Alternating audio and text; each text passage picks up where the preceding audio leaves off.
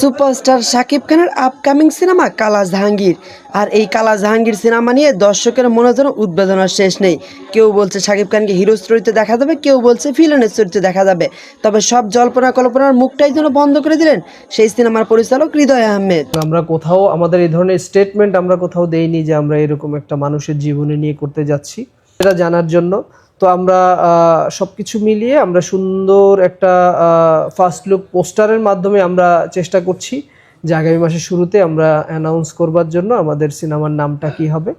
ইদানিং আমরা বিভিন্ন পোর্টালে, ফেসবুকে, বিভিন্ন মাধ্যমে আমরা দেখতে পাচ্ছি যে একটা বিভ্রান্তমূলক তথ্য আমরা অনেকের মুখে মুখে আছে যে আমরা সিনেমাটি একজন সন্ত্রাসী, কালা জাহাঙ্গীর নামক একজন সন্ত্রাসীর জীবনী নিয়ে করতে যাচ্ছি।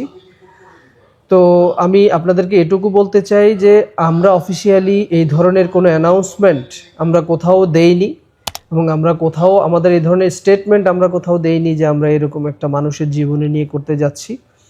আমরা স্পষ্ট করে বলতে চাই যে আমরা যে সিনেমাটি নির্মাণ করতে যাচ্ছি সেইটি এরকম কোনো মানুষের জীবনী নিয়ে নয়। এটি 90 দশকের একটা গল্প, 90 দশকের পটভূমি, 90 দশকের ঢাকাকে নিয়ে একটা সিনেমা। দেশে এবং দেশের বাইরে আমাদের বেশ কয়েকটা টিম এট এ টাইম আমরা কাজ করে যাচ্ছি। আমরা প্রি প্রোডাকশনের কাজ করছি যাতে একটা সুন্দর মুভি উপহার দিতে পারি।